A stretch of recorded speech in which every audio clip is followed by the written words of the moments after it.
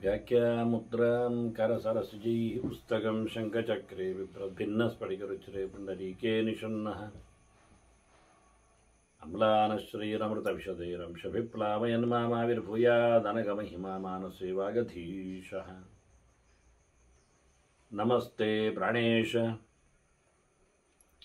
प्रणतविभवायावनिमगाः नमस्वामिन् रामप्रियतमनमन् गुरुगुण नमस्तुभ्यं भीमप्रबलतमकृष्णेष्टभगवन् नमः श्रीमन्मध्वप्रदिश सुदर्शन्नो जय जय श्रीगुरुभ्यो नमः।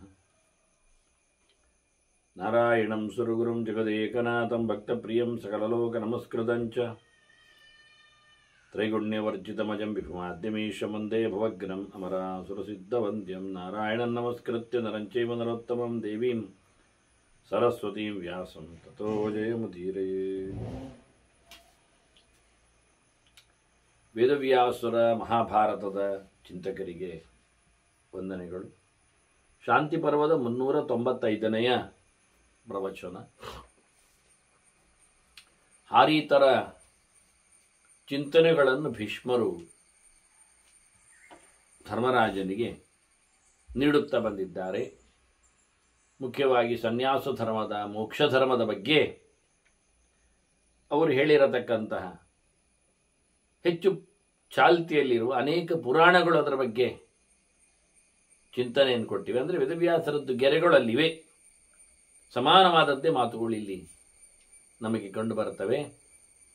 ಇನ್ನು ವಿಶೇಷವಾದಂಥ ಸನ್ಯಾಸ ಧರ್ಮದ ಗೆಳೆಗಳು ಅಲ್ಲಿವೆ. ಕಟ್ಟುನಿಟ್ಟಾದ ಚಿಂತನೆಗಳು, ಅಂದರೆ ಆಹಾರದ ವಿಷಯದಲ್ಲಿ ಇಲ್ಲಿ ಒಂದೆರಡು ಸ್ಟ್ರಿಕ್ಟ್ ಆದ ಮಾತುಗಳು ಬಂತು. ಅದರ ಮುಂದುವರಿಕೆಯೂ ಬೇರೆ ಕಡೆಯಲ್ಲಿ ಬೇಕಾದಷ್ಟಿವೆ. ಇನ್ನೂ ಜೋರಾದ ಮಾತುಗಳಿವೆ. ಇಲ್ಲಿ ಅದರ ಬಗ್ಗೆ ಗಂಭೀರವಾದಂತಹ ನಿಲುಮೆಯನ್ನು ಹೇಳಲಿಲ್ಲ. ಇಷ್ಟು ಕೇಳಿಯೇನೆ ಧರ್ಮರಾಜ ತತ್ತರಿಸ್ತಾನೆ.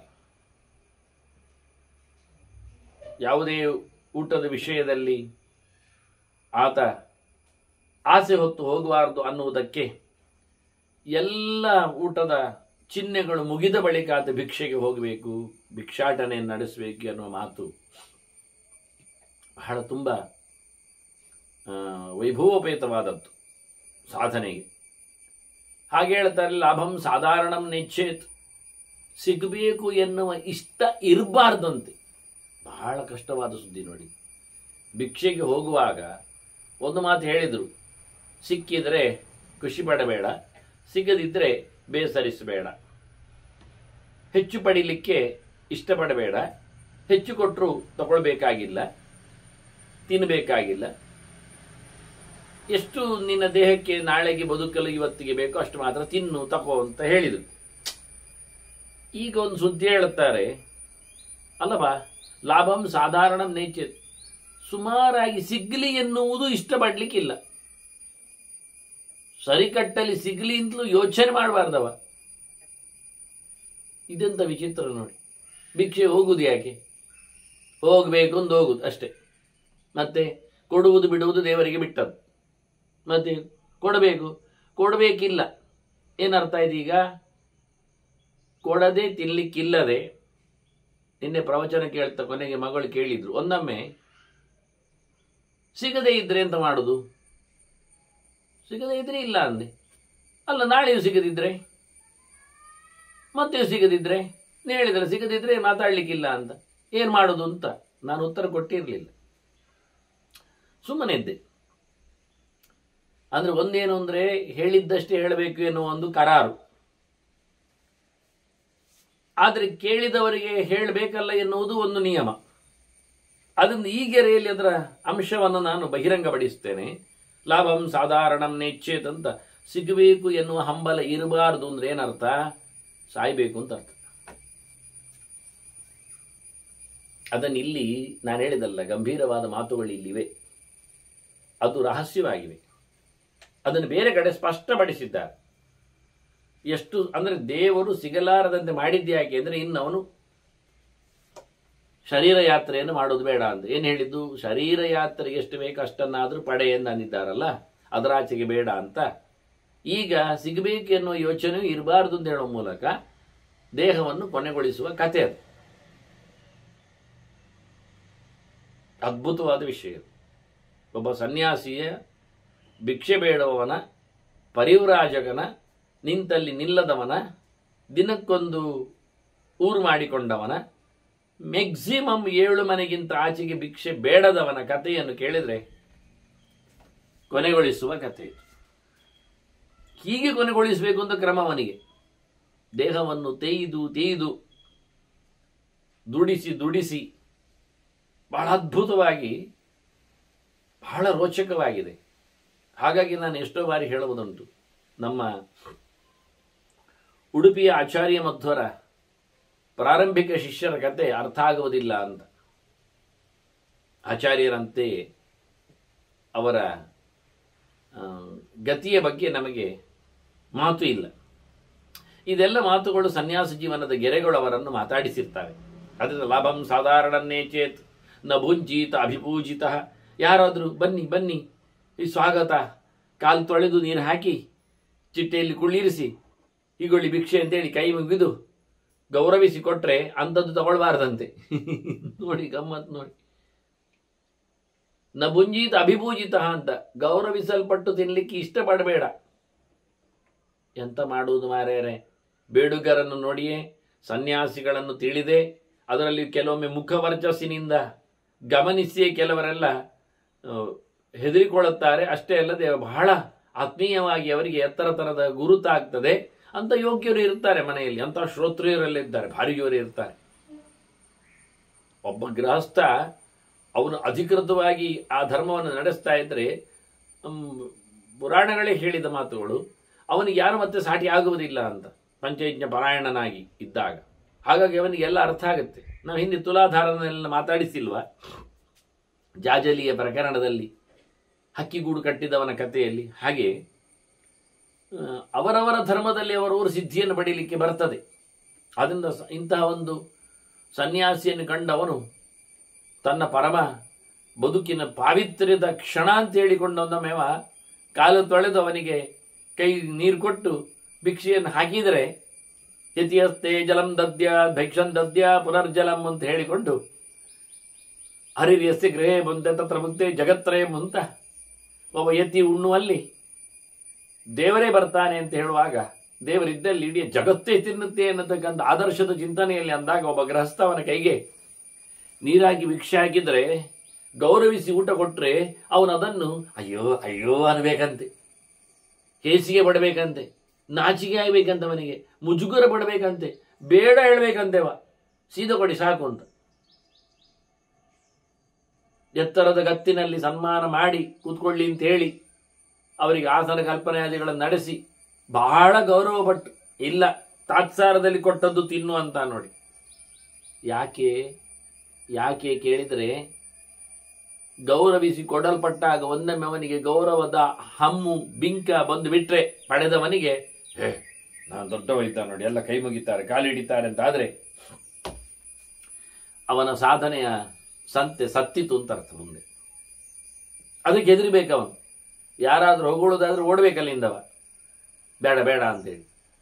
ಬೈಯುವುದಾದ್ರೆ ಖುಷಿ ಪಡ್ಬೇಕು, ಅದು ಮುಂದೆ ಬರುತ್ತದೆ ಮಾತು. ಅಭಿಪೂಜಿತ ಲಾಭಂ ಈ ಜುಗುಪ್ಸೆ ದೈವ ತಾದೃಶ. ಗೌರವದಲ್ಲಿ ಭಿಕ್ಷುಕ ಬಂದಿದ್ದಾನೆ ಹೇಳಿಕೊಂಡು ಪ್ರೀತಿಯಿಂದ ಆದರದಿಂದ ಕೊಡ್ಲಿಕ್ಕೆ ಹೋದ್ರೆ ಅಂಥದ್ದನ್ನೆಲ್ಲ ಅವ ಇಷ್ಟಪಡಬಾರ್ದಂತೆ. ಈ ಆಚೆ ನೋಡಿಕೊಂಡು ತಗೊಂಡೋಗಿ ಓಡ್ಬೇಕಂತೇಳಿ ಅಲ್ಲಿಂದ ಕಾಲ್ ಕಿತ್ತಬೇಕು ಬೇಗನೆ. ಈ ನಮೂನೆ ಮೊದಲೇ ಹೇಳಿದ್ದಾರೆ, ಹೋದಲ್ಲಿ ಹೋಗ್ಲಿಕ್ಕಿಲ್ಲ ಅಂತ, ಗೊತ್ತಿದ್ದಲ್ಲಿ ಹೋಗುವುದಲ್ಲ ಅಂತ. ಏನೋ ಆಪತ್ಕಾಲ, ಕೈಕಾಲು ಮುರಿದೋಗಿದೆ, ಸಾಧ್ಯವೇ ಇಲ್ಲ ಅಂದ ಹಾಗೆ ಇಲ್ಲಿ ಆದರೂ ಜ್ವರವ ಮತ್ತೊಂದು ಗುದ್ದಿದೆ ಅಂದಾಗ ಗೊತ್ತಿದ್ದವರ ಮನೆ ಹೋಗಿ ಹೇಗೂ ಭಿಕ್ಷೆ ಕೇಳಲಿಕ್ಕೆ ಉಂಟಲ್ಲ, ಅವರು ಇವತ್ತು ಜ್ವರ ಅಂತ ಗೊತ್ತಿದ್ದಕ್ಕೆ ಅವರೇನೋ ಸಹಜವಾದ ಗಂಜಿ ಅನ್ನವ ಇನ್ನೊಂದು ಕೊಡ್ತಾರೆ ಅಂತ ಹೇಳಿಕೊಂಡು ಹೋದರೆ ಆಗ್ಬೋದು ಅಂತ ಮಾತಾಡಿದ್ದಾರೆ ಒಮ್ಮೆ ಅಷ್ಟೇ. ಮತ್ತೆ ಯಾವಾಗಲೂ ಪರಿಚಿತವಾದ ಮನೆಗೆ ಹೋಗುವುದಲ್ಲ, ಗುರುತು ಮಾಡಿದ ಮನೆಗೆ ಹೋಗುವುದಲ್ಲ, ಹೇಳಿಕೊಂಡು ತಿರುಗುವುದೂ ಅಲ್ಲ, ಒಬ್ಬ ಹೇಳಿದ್ದಲ್ಲಿ ಓಡುವುದೂ ಅಲ್ಲ. ಇದೆಲ್ಲ ವಿಚಿತ್ರ. ಯಾರೋ ಬೇಳ್ತಾರೆ, ಅವ್ರು ಭಾರಿ ಕೊಡ್ತಾರೆ ಮಾರೆ ಭಿಕ್ಷೆ ಅಂತ, ಈ ಓಡುದಲ್ಲಿ ಅದಿಲ್ಲ.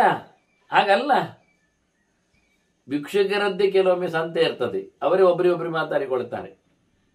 ಅದೆಲ್ಲ ಅಲ್ಲ ಅಂತಾನೆ.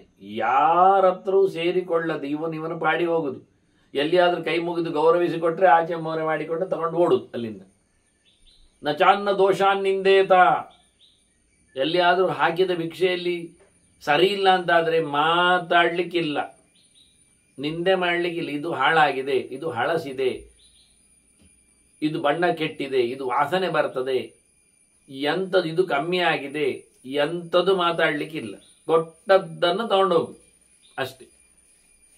ನ ಗುಣಾನ್ ಅಭಿಭೂಜಿಯೇತು, ಚಂದ ಇದ್ರೆ ಅದು ಹೇಳುವುದಲ್ಲ.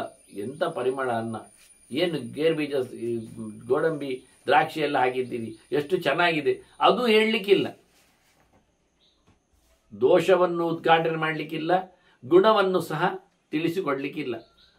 ತುಂಬ ಆಯಿತು, ಭಾರಿ ಆಯಿತು, ಭಾರಿ ಖುಷಿ ಆಯಿತು, ಒಳ್ಳೇದುಂಟು, ದೇವರು ಒಳ್ಳೇದು ಮಾಡಲಿ, ಎಂಥದೂ ಇಲ್ಲ. ಅದು ದೇವರು ಮಾಡ್ತಾರೆ ಒಳ್ಳೆ, ನೀನೆಂತ ಕೇಳೋದು, ಅದು ಸತ್ಯವೇ. ಮತ್ತೆ ಆದ್ರಿಂದ ಬಾಯಿ ಮುಚ್ಚಿ ತಗೊಂಡು ಹೋಗುದು. ಮನಸ್ಸಿನಲ್ಲಿ ಯೋಚನೆ ಮಾಡಲಿಕ್ಕೆ ಇದು ಹಾಳಾಗಿದೆ, ಅಯ್ಯೋ ಕರ್ಮವೇ, ಅದೆಂಥದ್ದು ಇಲ್ಲ, ಭಾರಿ ಚೆನ್ನಾಗಿ ಉಂಟಲ್ಲ ಇವತ್ತು ಅನ್ನುವುದೂ ಇಲ್ಲ. ಮತ್ತೆ ಇರುವುದೆಲ್ಲಿ? ಶೂನ್ಯಾಗಾರ, ಯಾರಿಲ್ಲದ ಜಾಗದಲ್ಲಿ ಇರಬೇಕು. ಅಂಥದ್ದೊಂದು ಜನ ಇಲ್ಲದ ಮನೆಯೋ ಮಂದಿರವೋ ಮಠವೋ ಕೋಣೆಯೋ ಹಾಲೋ ಜಾಗವೋ ಇದ್ರೆ ಅಲ್ಲಿ ಹೋಗ್ಲಿಕ್ಕೆ, ಅಂಥ ಕಡೆ ಇರಲಿಕ್ಕೆ. ಈಗೆಲ್ಲ ಅಂಥದ್ದು ಸಿಗುವುದಿಲ್ಲ. ಯಾರಿಲ್ಲದ ಏನೂ ಇಲ್ಲದ ಒಂದು ತಾಣ ಎನ್ನುವುದು ಬಹಳ ಕಷ್ಟ.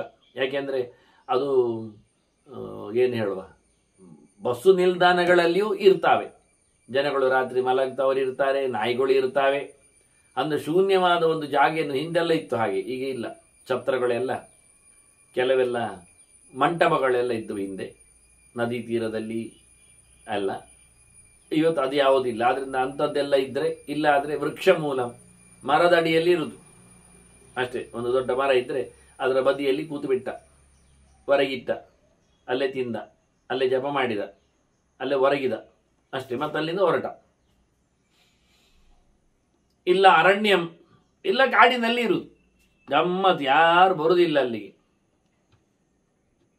ಅಥವಾ ಗುಹಾಂ, ಯಾವುದಾದೊಂದು ಗುಹೆಯ ಒಳಗೆ ಹೋಗಿ ಕೂತ್ಕೊಳ್ಳು, ಮಾಟೆ, ದೊಡ್ಡ ಮಾಟೆ. ಪ್ರಾಣಿಗಳು ಬರ್ತಾರೆ, ಅವರು ಮಲಗ್ತಾರೆ. ಪ್ರಾಣಿಗಳು ಸಹ ಅವ್ರಿಗೆ ಹಸಿವಾಗಿ ತಿಂದರೆ ತಿಂತಾರೆ, ತಿಂದುಕೊಳ್ಳಿ, ಯಾರಿಗಾದ್ರೂ ಆಹಾರ ಆದರೆ ಆಯ್ತಲ್ಲ. ತಿನ್ನುವುದಿಲ್ಲ ಆಗಿದ್ದೆ ಅಂತ ಕಡೆಯಲ್ಲಿ. ಅದಕ್ಕೆ ಇವರೆಲ್ಲಾದ್ರೂ ಹೇಳ್ತಾರ, ಪ್ರಾಣಿಗಳು ತಿನ್ನುವುದಾದ್ರೆ ಗುಹೆಯಲ್ಲಿ ಕೂತು ಹೇಳ್ತಾರ? ಹೇಳಿದೆ ಅಂದರೆ ಆಗ್ತದೆ ಅಂತ ಅರ್ಥ. ಶೂನ್ಯಾಗಾರಂ ವೃಕ್ಷ ಮೂಲಂ ಅರಣ್ಯಂ ಅಥವಾ ಗುಹಾಂ ಅಜ್ಞಾತಚರ್ಯಾಂ ಗತ್ವಾನ್ಯಂ.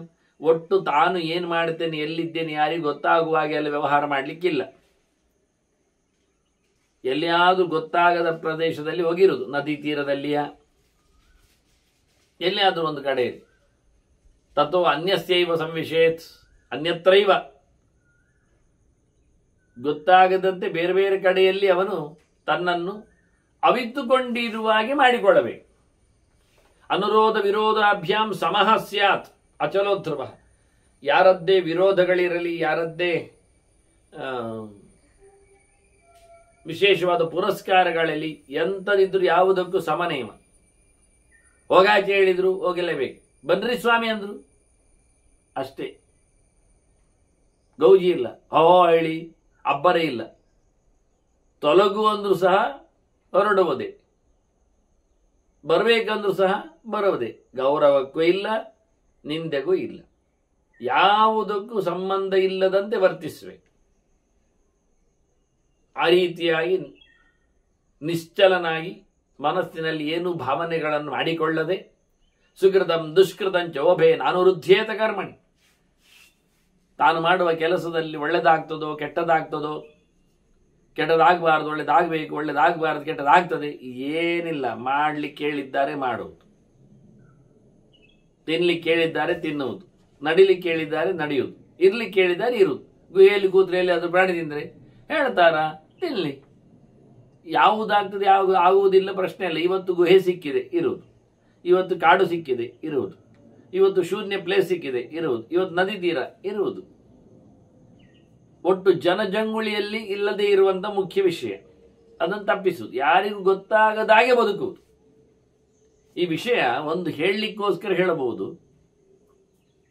ಅದೆಲ್ಲ ಕುಂಭಮೇಳಕ್ಕೆಲ್ಲ ಬರ್ತಾರಲ್ಲ, ಲಕ್ಷ ಲಕ್ಷ ಲಕ್ಷ ಗಟ್ಟಲೆ ಅಘೋರಿಗಳು ಅಂತ ಕರೀತಾರಲ್ಲ, ಹೆಂಗಸರು ಗಂಡಸರು.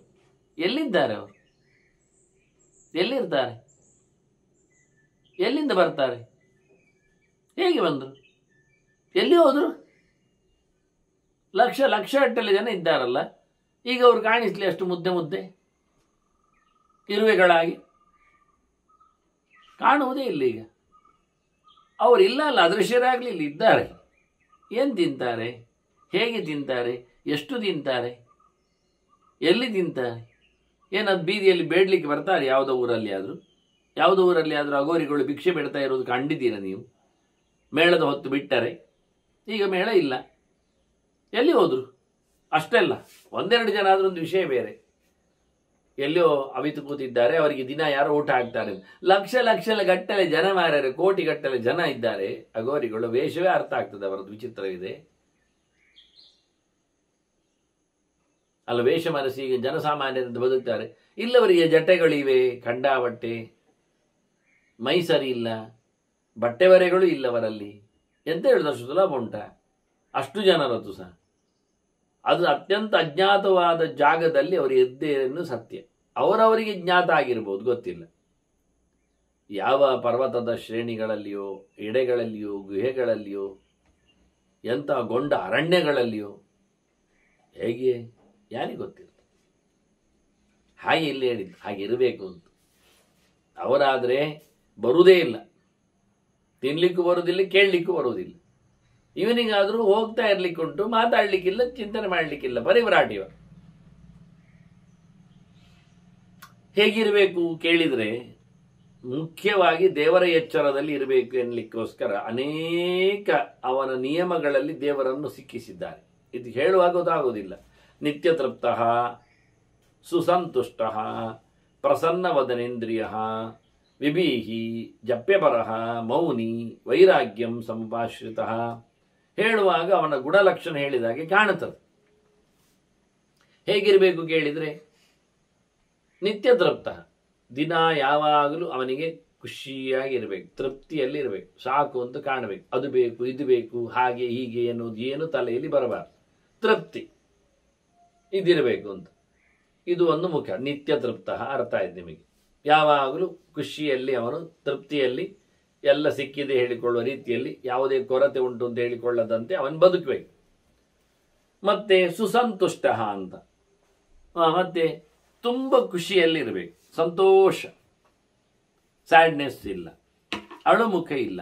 ಅದಕ್ಕೆ ಸಂಬಂಧಪಟ್ಟ ಪ್ರಸನ್ನ ವದನೇಂದ್ರಿಯ, ಚಂದವಾದ ಮೋರೆ ಗಂಟಿಕ್ಕುವಂತೆ, ಏನೋ ಬೇಸರದಲ್ಲಿ ಕೂತಾಗೆ ಹಾಗೆಲ್ಲ ಇಲ್ಲ. ನಗುಮುಖದ ಚಂದವಾದ ನಗುಮುಖ ಮಾತ್ರ ಅಲ್ಲ, ಎಲ್ಲ ಇಂದ್ರಿಯಗಳು ಸಹ ಹಸನಾಗಿವೆ, ಚೆನ್ನಾಗಿವೆ. ಮತ್ತೆ ವಿಭೀಹಿ, ಹೆದರಿಕೆ ಇಲ್ಲ ಅವನಿಗೆ, ಯಾವುದಕ್ಕೂ ಹೆದರುವುದಿಲ್ಲ. ಪುಕ್ಕಲು ಅಲ್ಲವ, ಪೋಡಿಗೆವ ಅಲ್ಲವ, ಕಾಡು ಪ್ರಶ್ನೆ ಇಲ್ಲ, ನಡುರಾತ್ರಿ ಏನು ವಿಷಯ ಇಲ್ಲ. ದೇವರು ರಕ್ಷಣೆ ಮಾಡಿದರೆ ಯಾವಾಗಲೂ ಎಲ್ಲಿಯೂ ಹೇಗಿದ್ರೂ ನಡೀತದೆ. ಸಾಧನೆಗಳಿಗೆ ಹೇಳಿದ ಗೆರೆಗಳನ್ನು ನಂಬುವುದು, ನಡೆಯುವುದು ಅಷ್ಟೇ ವಿಷಯ. ಜಪ್ಯಪರ, ದಿನ ಜಪ ಮಾಡ್ತಾ ಇರ್ತಾನೆ, ಜಪಕ್ಕಾಗಿ ಹೆಚ್ಚು ಒತ್ತು ಕೊಡುತ್ತಾನೆ, ಬಾಯಲ್ಲಿ ದೇವರ ನಾಮಸ್ಮರಣೆ ಮಾಡಬೇಕು. ಮೌನಿ, ಯಾರ ಹತ್ರ ಮಾತಾಡುವುದಿಲ್ಲ, ಯಾರು ಮಾತಾಡಿಸಿದ್ರು ಅವನಿಗೆ ಮಾತು ಬರುವುದಿಲ್ಲ, ಆಗ ಭಾಷೆ ಬರುವುದಿಲ್ಲ, ಆಗಿರ್ತಾನೆ, ಹೇಳಲಿಕ್ಕಿಲ್ಲ, ಜಪ ಮಾಡ್ತಾ ಇರ್ತಾನಲ್ಲ. ವೈರಾಗ್ಯಂ ಸಂಭಾಷಿತ, ಒಟ್ಟಾರೆ ಎಲ್ಲವನ್ನು ಬಿಡುವ ಮಂದಿ ಆಗಬೇಕವ. ತ್ಯಾಗಕ್ಕೆ ವಾಲಿ ಇರಬೇಕು, ಯಾವುದು ಬೇಕು ಅಂತ ಕಾಣಬಾರದು. ಹಾಗಾಗಿ ಅವನ ಬಟ್ಟೆಯು ವಿರಾಗ ಆಗಿರ್ತದೆ, ಬಣ್ಣ ಅವನದ್ದು ಬೈರಾಗಿದ್ದು ಬಣ್ಣ ಬಂದಿರ್ತದೆ. ಇದು ಹೇಳಿದಾಗೆ ಖಂಡಿತಲ್ಲ. ಚೂರು ಈ ನಿಯಮಗಳ ಬಗ್ಗೆ ಸ್ವಲ್ಪ ಕಣ್ಣೋಡಿಸಿ, ವಿಶೇಷಾಂಶ ಕಾಣ್ತದೆ. ಏನು ಹೇಳಿದ್ದು ಅಂತ ಇಷ್ಟಕ್ಕೋಸ್ಕರ ಹೇಳಿದ್ದಲ್ಲವ. ನಿತ್ಯ ತೃಪ್ತ, ನಿತ್ಯ ಅಂದರೆ ಪರಮಾತ್ಮ ಅಂತ ಅರ್ಥ, ದೇವರು. ನಿತ್ಯೋ ನಿತ್ಯಾನಾಂ ಚೇತನಶ್ಚೇತನಾನಾಂ, ಭಗವಂತನ ವಿಷಯದಲ್ಲಿ ಅವನು ತೃಪ್ತಿಯನ್ನು ಪಡಿಬೇಕು. ಇನ್ಯಾವುದರಲ್ಲಿಯೂ ತೃಪ್ತಿ ಅಲ್ಲ ಅವನಿಗೆ. ದೇವರು ಸಿಕ್ಕಿದ್ನ ಅವನು ತೃಪ್ತಿ, ಅದಕ್ಕೋಸ್ಕರ ಪ್ರಯತ್ನಿಸುವುದಿದು. ಹಾಗಾಗಿ ನಿತ್ಯ ಅಂದರೆ ದಿನ ಅಂತ ಅರ್ಥ ಅಲ್ಲ, ನಿತ್ಯ ಅಂದರೆ ಪರಮಾತ್ಮ ಅಂತ ಅರ್ಥ, ನಾರಾಯಣ. ಅವನಲ್ಲಿ ಅವನು, ಹಾಗಾಗಿ ಅವನಿಗೆ ಹೊರಗಿನ ಯಾವುದೇ ವಸ್ತು ಅವನನ್ನು ಮಾತಾಡಿಸುವುದಿಲ್ಲ. ಯಾಕೆಂದರೆ ಒಳಗೆ ದೇವರು ಸಿಕ್ಕಿದ್ದಾನೆ, ಖುಷಿಯಲ್ಲಿದ್ದಾನೆ. ಆದ್ದರಿಂದ ಸುಸಂತುಷ್ಟ ಹೇಳಿದ್ದು. ಅಲ್ಲಿ ಸಂ ಯಾಕೆ ಮತ್ತೆ? ಸುತುಷ್ಟ ಆಗ್ಬೋದು, ಇಲ್ಲ ಸಂತುಷ್ಟ ಆಗ್ಬೋದು. ಸುಸಂತುಷ್ಟ, ಸಮುದ್ರ ಪರಮಾತ್ಮ ಅಲ್ವಾ? ಅಖಯ ಪ್ರವಿಸಂಭೂಮ ಸುಖಃ ವಿಷ್ಣು ಮಾಚುಕಃ. ಆದ್ದರಿಂದ ಪರಮಾತ್ಮನಲ್ಲಿ ಅವನು ತುಷ್ಟಿಯನ್ನು, ಸಂತೋಷವನ್ನು ಪಡಿತಾ ಇದ್ದಾನೆ. ಇನ್ನು ಮುಂದಕ್ಕೆ ಹೋದ್ರೆ ಶಬ್ದ ಪ್ರಸನ್ನ ವದನೇಂದ್ರಿಯ. ಅಂದ್ರೆ ಯಾರು? ಪರಮಾತ್ಮ ಅಲ್ವಾ? ಸನ್ನ ಅಂದ್ರೆ ಇರುವುದು ಅಂತ ಅರ್ಥ. ದೇವರಲ್ಲಿ ಅವನ ಮೋರೆ ಮತ್ತೆ ಇಂದ್ರಿಯಗಳು, ಮಾತು ಮತ್ತೆ ಇಂದ್ರಿಯಗಳು ದೇವರ ವಿಷಯದಲ್ಲಿ ಉಂಟು. ಪ್ರಸನ್ನ, ಪರೇ ಸನ್ನ. ಯಾವುದೆಲ್ಲ? ವದನಂ ಇಂದ್ರಿಯಾಣಿಷ ಯಸ್ಯ. ಯಾರ ಎಲ್ಲ ಇಂದ್ರಿಯಗಳು, ಕಣ್ಣು, ಕಿವಿ, ಕೈಕಾಲುಗಳು ಮತ್ತೆ ಮಾತು ಸಹ ದೇವರಲ್ಲಿಯೇ ನಿಯಮನಗೊಂಡಿವೆಯೋ, ವಾಲಿವೆಯೋ ಅವನು ನೋಡುವಾಗ ಭಾರಿ ಖುಷಿಯಾದ ನಗುವುಳ್ಳವನು. ನಗುಮುಖ ಹೇಳಿದ್ದಲ್ಲ ಇಲ್ಲಿ, ಮೋರೆಯಲ್ಲಿ ಭಗವಂತನ ಚಿಂತನೆಯನ್ನು ಮಾಡ್ತಾ ಇರುವವನು ಅರ್ಥ. ಮತ್ತೆ ವಿಭೀಹಿ ಅಂದ್ರೆ ಹೆದರಿಕಿಲ್ಲ ಅಂತ ಅರ್ಥ ಅಲ್ಲ. ವಿ ಅಂದ್ರೆ ವಿಷ್ಣು, ದೇವರಿಗೆ ಎದುರುವವ, ದೇವರ ಆದೇಶಗಳು ಮಾಡುಬಿಡುಗಳು. ಹಾಗಾಗಿ ಸ್ವಧರ್ಮವನ್ನು ನಡೆಸಿಕೊಳ್ಳುವುದರಲ್ಲಿ, ತಪ್ಪಿಲ್ಲದಂತೆ ಮಾಡುವುದರಲ್ಲಿ ಅವನಿಗೆ ಹೆದರಿಕೆ. ಈಗ ಅದರಿಂದ ಹೆದರಿಕೊಂಡು ಮಾಡಬೇಕಾ? ಅಲ್ಲ, ಇಡೀ ಜಗತ್ತೇ ಆಗಿ ಉಂಟಲ್ಲ. ಭೀಷಾಸ್ಮಾದ್ ವಾತಪವತೆ ಭೀಷೋದೇತಿ ಸೂರ್ಯ ಭೀಷಾಸ್ಮಾದ್ ಅಗ್ನಿಶ್ಚೇಂದ್ರಶ್ಚ ಮೃತ್ಯುರ್ಧಾವತಿ ಪಂಚಮಃ ಅಂತೇಳಿ ದೇವರ ಆಜ್ಞೆಗೆ ಅನುಸಾರವಾಗಿ ಎಲ್ಲಿ ತಪ್ಪಾಗ್ತದೋ ಅಂತೇಳಿ ಹೆದರಿಕೊಂಡೇ ಪ್ರತಿನಿತ್ಯ ಸೂರ್ಯನ ಉದಯಾಸ್ತಗಳು, ಗಾಳಿಯ ಸಂಚಾರ, ಅದರೊಟ್ಟಿಗೆ ಅಗ್ನಿಯ, ಯಮನ ಮುಂತಾದವರ ವ್ಯವಹಾರ ಎಲ್ಲ, ಇಡೀ ದೇವತಾ ವೃಂದವೇ ಭಗವಂತನ ಮೇಲಿನ ಆದೇಶಕ್ಕೆ ತಗ್ಗಿ ಬಗ್ಗಿ ಎಲ್ಲಿ ತಪ್ಪಾಗುತ್ತೋ ಅಂತ ಹೆದರಿಕೊಂಡು ಪ್ರತಿನಿತ್ಯ ಕೆಲಸ ಮಾಡ್ತಾ ಇರು. ಇದು ಶ್ರುತಿ ಮಾತ್ರ ಅಲ್ಲ, ಪುರಾಣಗಳು ಈ ಗೆರೆಗಳನ್ನೆಲ್ಲ ಅನೇಕ ವಿಧಗಳಲ್ಲಿ ಬಣ್ಣಿಸ್ತಾರೆ. ಅದನ್ನ ಪರಮಾತ್ಮ ಮೇಲೆ ಪರಿಪೂರ್ಣವಾದಂತಹ ಎಚ್ಚರ ಇರಲಿಕ್ಕೆ ಹೋಗಿ ತಪ್ಪಾಗುತ್ತೋ ಅಂತ ಹೆದರಿಕೊಂಡು ಅವನ ವಿಧಿನಿಷೇಧಗಳಂತೆ ವರ್ತಿಸಬೇಕವನು. ಜಪ್ಯ ಬರಹ, ಜಪಯೋಗ್ಯ ಅವರು ನಾರಾಯಣ, ಜಪ್ಯ ನಾರಾಯಣ ಬರಹ. ಯಾರ್ಯಾರನ್ನು ಜಪ ಮಾಡಿ ಪ್ರಯೋಜನ ಇಲ್ಲ. ಮಾಡಮ ಮಾರಿ, ಜಪಕ್ಕೆ ಸುಮಾರು ವಿಷಯ ಉಂಟಲ್ಲ. ಅಲ್ಲ, ಜಪ ಅಂದ್ರೆ ಏನು ಮೊದಲು ಹೇಳಿ. ಜಪ ಅಂದ್ರೆ ಹೀಗೆ ಕೂತ್ಕೊಳ್ಳುವುದು, ಮತ್ತೆ ಹೊರಗಲಿಕ್ಕೆ ಇದ್ರೆ ಒಂದು ಹೊರಗುವುದು, ಮತ್ತೆ ಅದು ಮಣಿ ಇದ್ರೆ ದನಿಗೆ ತಿರುಗಿಸುವುದು, ರೊಯ್ ರೊಯ್ ರೊಯ್ ರೊಯ್ ಅಂತ. ಅದು ಜಪ ಅಲ್ಲ ರೀ. ಬಾಯಲ್ಲಿ ಮತ್ತೆ ಎಂತದ್ದು ಹೇಳುದು, ಮುഞ്ഞി ಮುഞ്ഞി ಮುഞ്ഞಿ ಮುഞ്ഞಿ ಮುഞ്ഞಿ ಮುഞ്ഞಿ ಮುഞ്ഞಿ ಅಂತ ಹೇಳುದು, ಪಚ ಪಚ ಪಚ ಪಚ ಪಚ ಅಂತ. ಅದು ಅಲ್ಲ. ಮತ್ತೆ ಜಪ ಅಂದರೆ ಅರ್ಥ ಏನು ಅಂದರೆ ಜಕಾರ ಜನ್ಮ ವಿಚ್ಛೇದ, ಪಕಾರೋ ಪಾಪನಾಶಕ ಅಂತ. ಇದು ವ್ಯವಸ್ಥೆ. ಇಲ್ಲಾದರೂ ವಾಸ್ತವವಾಗಿ ಮತ್ತೆ ಹುಟ್ಟಿ ಬರುವುದನ್ನು ತಪ್ಪಿಸುವಂಥದ್ದು, ಜನನ ಚಕ್ರದಿಂದ ಇವನನ್ನು ಪಾರುಗೊಳಿಸುವಂಥದ್ದು, ಜನ್ಮರಾಶಿಯಿಂದ ಇವನನ್ನು ಬಿಡುಗಡೆ ಮಾಡ್ತದೆ. ಆದ್ದರಿಂದ ಇವ ಜನ್ಮಪಾರಹ, ಅದು ಜಪ. ಯಾವುದರಿಂದಾಗಿ ಜನ್ಮದಿಂದ ಪಾರಾಗ್ತಾನೋ, ಪುನರ್ಜನ್ಮದಿಂದ ಹುಟ್ಟಿ ಬರುವುದರಿಂದ ನಿಲ್ಲಿಸ್ತಾನೋ, ಬಿಡುಗಡೆ ಪಡಿತಾನೋ, ಅದು ಜಪ. ಹಾಗಾಗಿ ಯಾರಿಂದ ಆಗ್ತದೆ ಹೇಳಿ? ಯಾರ ಜಪ ಮಾಡಿದಾಗ ಆಗ್ತದೆ? ಯಾರಿಗೆ ಜನ್ಮ ಬಿಡುಗಡೆ ಮಾಡುವ ಯೋಗ್ಯತೆ ಉಂಟು ಅಂತ ಹೇಳಿದ್ದಾರೆ? ಜನಾರ್ದನ. ಯಾರಿಗಿರುವುದು ಜನಾರ್ದನ ಅಂತ? ಯಾರನ್ನು ಕರೆಯುವುದು ಜನಾರ್ದನ ಅಂತ? ನೆನಪು ಮಾಡಿಕೊಳ್ಳಿ. ಯಾವುದೇ ದೇವತೆಗಳನ್ನು ಜನಾರ್ದನ ಕರೀತಾರ? ಯಾವುದೇ ಭೂತಗಳನ್ನೆಲ್ಲ ಜನಾರ್ದನ ಹೆಸರಿನಲ್ಲಿ ಕರೆದಿದ್ದಾರ? ಜನನವನ್ನು, ಹುಟ್ಟಿನ ಚಕ್ರವನ್ನು ತರೆಯುವವನು, ಇನ್ನು ಹುಟ್ಟಿ ಬರದಂತೆ ಮಾಡುವವನು ದೇವರು ಮಾತ್ರ, ನಾರಾಯಣ ಮಾತ್ರ. ಯಾಕೆ ಅಂದರೆ ಮೋಕ್ಷ ಕೊಡುವನು ಅವನೊಬ್ಬರೇ. ಜನನವನ್ನು ನಿಲ್ಲಿಸಿದ ಅಂದರೆ ಏನು ಮಾಡಬೇಕವ? ಮೋಕ್ಷವನ್ನು ಕರುಣಿಸಬೇಕು. ಹುಟ್ಟಿ ಬರದಂತೆ ಮಾಡುವವನು ಏನು ಮಾಡಲಿಕ್ಕೆ ಉಂಟು? ಮೋಕ್ಷವನ್ನು ಕರುಣಿಸಲಿಕ್ಕೆ ಉಂಟು. ಆದ್ದರಿಂದ ಮೋಕ್ಷದನಾದವ ಜನಾರ್ದನ, ಅದು ನಾರಾಯಣ. ಹಾಗಾಗಿ ಜಪ್ಯ ಬರಹ, ದೇವರ ಮಂತ್ರ ಜಪ ಮಾಡುವ. ಗೊತ್ತಾಯ್ತಾ? ಯಾರ್ಯಾರ ಮಂತ್ರ ಜಪ ಮಾಡುವುದಲ್ಲ. ನೋಡಿ, ಇಲ್ಲಿ ಅದೇ ಹೇಳಿದ್ದು. ಇನ್ನು ಯಾರೋ ಮಂತ್ರ ಜಪ ಮಾಡೋದ್ರಿಂದ ಇವನ ಜನ್ಮ ವಿಚ್ಛೇದ ಆಗುವುದಿಲ್ಲ. ಆದ್ರಿಂದ ಜಪ್ಯ ಬರಹ. ಮತ್ತೆ ಮೌನಿ, ಬಾಯಿ ಮುಚ್ಚಿರ್ಬೇಕು. ಬೆಳಿಗ್ಗೆ ಎದ್ದುಕೊಂಡು ಮಾತಾಡ್ತಾ ಇರುವುದಲ್ಲ. ಜಪ ಮಾಡು, ಜಪ ಮಾಡು. ಅದನ್ನು ಹೇಳಿಕೊಳ್ಳುವುದರಲ್ಲೇ ಆಯ್ತು 3 ಲೋಕ. ಇರುವ ಒಂದು 3 ಗಂಟೆ ಬೆಳಿಗ್ಗಿನದ್ದು ಮನೆ ಮಂದಿಗಳಿಗೆಲ್ಲ, ಶಾಲೆ ಮಕ್ಕಳಿಗೆಲ್ಲ, ಊರು ಜನರಿಗೆಲ್ಲ, ಹೀಗೆಲ್ಲ ನೀವು ಆಡಬೇಡಿ, ಹೇಳಬೇಡಿ, ಶಬ್ದ ಮಾಡಬೇಡಿ, ಜಪ ಮಾಡಿ. ಇವ ಪ್ರತಿಯೊಬ್ಬರು ಫ್ಲಾಟ್ಗಳಲ್ಲಿ ಹೊರಗೆ ಇಣುಕಿ ಬಂದು ಬೆಳಿಗ್ಗೆ ಆಗುವಾಗ ಅದನ್ನು ಹೇಳುದು, ಕಿರಿಕಿರಿ ಮಾಡಬೇಡಿ, ಸ್ವಲ್ಪ ಹೊರಗೆ ಹೋಗಿ ಆಡಿ. ಮತ್ತು ಹೊರಗೆ ಹೋಗಿ ಎಲ್ಲರೂ ಸೇರ್ತಾರೆ, ಅಲ್ಲಿ ದೊಡ್ಡ ಆಟ ಆಗ್ತದೆ. ಇಲ್ಲಿ ಆಡಬೇಡಿ, ರಸ್ತೆಗೆ ಹೋಗಿ. ರಸ್ತೆಯಲ್ಲಿ ಉಳಿದವರು ಬಂದು ಹೇಳ್ತಾರೆ, ಇಲ್ಲಿ ಎಂಥದಕ್ಕೆ ಕಿರಿಕಿರಿ ಮಾಡ್ತೀರಿ, ಹಾಗಾಗಿ ಪ್ರತಿಯೊಂದು ಮನೆಯವರು ಪ್ರತಿಯೊಂದು ಕಿಟಕಿಯಲ್ಲೂ ಇಣಿಕೆ ಹೇಳುವುದೇನು ಅಂದರೆ ಶಬ್ದ ಮಾಡಬೇಡಿ. ಒಬ್ಬ ಟುಯ್ ಟುಯ್ ಮಾಡ್ತಾನೆ, ಒಬ್ಬ ಕುಯ್ ಕುಯ್ ಮಾಡ್ತಾನೆ, ಒಬ್ಬ ಬಡಿಲಿಕ್ಕೆ ನೋಡ್ತಾನೆ. ಪ್ರತಿಯೊಬ್ಬರ ಮನೆಯಲ್ಲಿಯೂ ಟಿವಿ, ಫ್ರಿಡ್ಜ್, ಕುಕ್ಕರ್, ಮತ್ತೊಂದು ಇನ್ನೊಂದು ಎಲ್ಲ ಅದು ಶಬ್ದ ಮಾಡಲಿಕ್ಕೆ ಶುರು ಮಾಡ್ತದೆ. ಮಿಕ್ಸಿ ಬೆಳಿಗ್ಗೆ ಎದ್ದ ತಕ್ಷಣ ಎಲ್ಲರಿಗೂ ಅರೆಪಿದ್ದೇ ತಿಂಡಿ ಆಗಬೇಕು, ಕಾಲಿದ್ದಾಗುವುದೇ ಇಲ್ಲ. ಅರೆದರೆದು ತಿಂಡಿ ಆಗಲಿ, ಅರೆದು ಮಿಷನ್ ಆಗಿಬಿಟ್ಟು ಗುರ್ರ ಹೇಳಿಕೊಂಡು ಕೂತ್ಕೊಳ್ತದೆ. ಇನ್ನು ಜಪ ಮಾಡಿದೆ ಅಂತಂದು ಗುರ್ರ ಅಂತ ಜಪ ಮಾಡುದ? ಎಲ್ಲಿ ನೋಡಿದ್ರಲ್ಲಿ ಹೀಗೆ ವ್ಯವಸ್ಥೆಗಳು. ಯಾಂತ್ರಿಕವಾದ ಈ ಬದುಕಿನಲ್ಲಿ ಯಂತ್ರಮಯವಾಗಲಿಕ್ಕೆ ಹೋಗಿ ಮತ್ತೊಬ್ಬ ಅವನ ಪ್ರಕಾರದಲ್ಲಿ ಅವನು ಹಾಕಿಬಿಡ್ತಾನೆ ಪದ್ಯ. ಅದು ಯಾವುದೋ ದೇಶದ ಯಾವುದೋ ಊರಿನ ಯಾವುದೋ ದೇವರ ಎಬ್ಬಿಸುವ ಕಾರ್ಯಕ್ರಮ, ಆ ಪದ್ಯ ಹಾಕಿರ್ತಾನೆ. ಅದು ಸುಪ್ರಭಾತಂತೆ ಅವನಿಗೆ. ನಾನೇ ಒಂದು ಸರ್ತಿ ಮೇಲುಕೋಟೆಗೆ ಹೋಗಿದ್ದೆ. ಅಲ್ಲಿ ದೇವರ ದರ್ಶನಕ್ಕಾಗಿ ಬೆಳಿಗ್ಗೆ ಹೋಗಿ ನಿಂತರೆ ಅದು ಬಾಗಿಲು ತೆಗೆಯುವಾಗಲೇ ಕಂಡಾಬಟ್ಟೆ ಲೇಟು, 9-10 ಗಂಟೆ ಎಲ್ಲ ಆಗ್ತಾ ಉಂಟು. ಆಗ ಸುಪ್ರಭಾತ ಆಗಿದ್ದಾನೆ. ಇದು ಯಾರಿಗೆ ಸುಪ್ರಭಾತ ಆಗುದು? ಯಾವ ಗಂಟೆಗೆ? ಎಲ್ಲಿ ಪ್ರಭಾತಗಳಿದೀಗ ಮಧ್ಯಾಹ್ನ ಬರ್ತಾ ಉಂಟಲ್ಲ. ಹಾಗೆ ಏನು ಅಂತ ಇಲ್ಲ ಜನರಿಗೆ. ಅವರಿಷ್ಟು ಕೆಲವರು ವಾರ ನೋಡಿಕೊಂಡು ಪದ್ಯ ಹಾಕುವುದುಂಟು. ಅದು ಪ್ರತಿನಿತ್ಯವೂ ವಾರ ಬಂತಮ್ಮವೇ, ಮತ್ತು ಹೋಗುವುದು ಯಾವಾಗ ವಾರ? ಎಲ್ಲ ವಾರಗಳಿಗೂ ಪದ್ಯ ಉಂಟಿಗೆ ನಮ್ಮ ಹತ್ರ. ವಾರ ಬಂತಮ್ಮ ಅಂತ ಹೇಳಲಿಕ್ಕೆ ಯಾರು ಬಂದರೂ ಕಾರ್ಯಕ್ರಮ ನಡೀತದೆ. ಹೀಗಾಗಿ ಕೂಗುವುದೇನು, ಬಡಿಯುವುದೇನು, ಅರಚುವುದೇನು, ಅದರ ಜೊತೆಯಲ್ಲಿ ಊಟದ ವ್ಯವಸ್ಥೆ ಏನು, ವಾಹನಗಳ ಸೌಂಡ್ಗಳೇನು, ಇವೆಲ್ಲ ನಡೆದಾಗ ಉಂಟಲ್ಲ ಆ ಹೊತ್ತು ಸಾಯ್ತದೆ, ಪ್ರಯೋಜನ ಇಲ್ಲ. ಅದನ್ನು ಹೇಳ್ತಾರೆ ದೇವರ ಬಗ್ಗೆ ಮಾತ್ರ ಚಿಂತನೆ ಮಾಡುವ ಕೆಲಸ ಮಾಡಲಿಕ್ಕೆ ಉಂಟು. ಆಗ ಅದಕ್ಕೋಸ್ಕರ ಮೌನ ಶಾಂತ ವಾತಾವರಣ. ಅದರಿಂದ ಬಾಯಿ ಮುಚ್ಚುವುದರಿಂದ ಏನು ವಿಷಯ ಗೊತ್ತಾಯ್ತು ಅಂದರೆ, ಖಾಲಿ ಬಾಯಿ ಮುಚ್ಚುವುದಲ್ಲ. ಓಂಕಾರೋ ವಿದ್ಯುತೋ ಏನ ಸಮುನಿರ್ಣೇತರೋ ಜನಃ ಅಂತ ಹೇಳಿ ಮುನಿ ಮೌನಂ ನಿರ್ವಿದ್ಯಾತ ಹೇಳಿಕೊಳ್ಳುವಲ್ಲಿ ಮನನ ಮಾಡುವುದನ್ನು ಮೌನ ಅಂದ್ರು. ಮನಸ್ಸು ತೆರೆಕೊಳ್ಳಬೇಕು, ಬಾಯಿ ಮುಚ್ಚಿರಬೇಕು.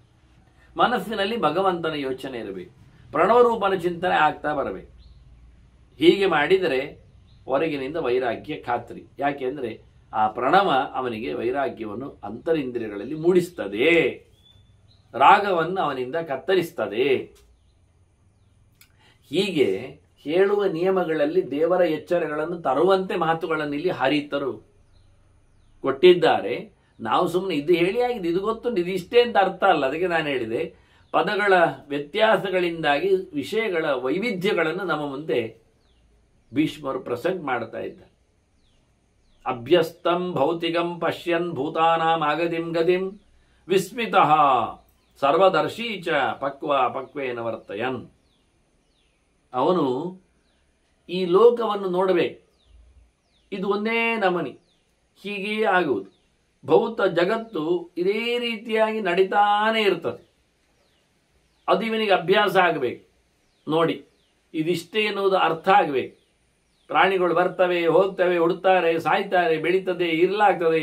ಇದನ್ನೆಲ್ಲ ಚೆನ್ನಾಗಿ ಅಭ್ಯಾಸ ಮಾಡಿದರೆ ಭೌತ ಪ್ರಪಂಚವನ್ನು ಅವನಿಗೆ ಇದರ ಆಚೆಗಿರತಕ್ಕಂತಹ ಸ್ಪಿರಿಚುವಲ್ ವರ್ಲ್ಡ್, ವೇದಾಂತ ಪ್ರಪಂಚ, ದೈವಿಕವಾದಂತಹ ವಿಶ್ವ ಅವನಿಗೆ ಅದು ತೆರೆದುಕೊಳ್ಳುತ್ತದೆ. ಆಗ ಅವನು ವಿಸ್ಮಯವನ್ನು ಪಡಿತಾನೆ. ವಿಸ್ಮಿತ ಅಂದರೆ ಅವನು ಸ್ಮಯಕ್ಕೆ, ಗರ್ವಕ್ಕೆ ಒಳಗಾಗದೆ ವಿಗತ ಸ್ಮಯ. ನಂಗೆ ಇದೆಲ್ಲ ಗೊತ್ತಾಯ್ತಲ್ಲ, ಗೊತ್ತಾಗಿಸಿಕೊಂಡು ಗೊತ್ತಾಗದಾಗಿ ಇರಬೇಕು. ಮತ್ತೆ ಗೊತ್ತು ಮಾಡಿಕೊಂಡದ್ದರ ಲಾಭ ಏನು ಕೇಳಿದರೆ, ನೀನು ಆ ದಾರಿಯಲ್ಲಿ ಬರಬಾರದು. ಸಿಹಿ ತಿನ್ನಬಾರದು ಅಂತ ಗೊತ್ತಾದ ನಂತರ ನನಗೆಂತ ಇಲ್ಲ ಶುಗರ್ ಕಂಪ್ಲೇಂಟ್ ಹೇಳಿಕೊಂಡು ತಿನ್ಲಿಕ್ಕೆ ಹೋಗುವುದಲ್ಲ. ಅದು ಗೊತ್ತಾದ್ರಿಂದ ಕಂಟ್ರೋಲ್ ಮೊದಲೇ ಬಾರದಂತೆ, ಬಂದ ನಂತರ ಮತ್ತೆ ಮಾತಾಡ್ಲಿಕ್ಕೆ ಆಗುವುದಿಲ್ಲ.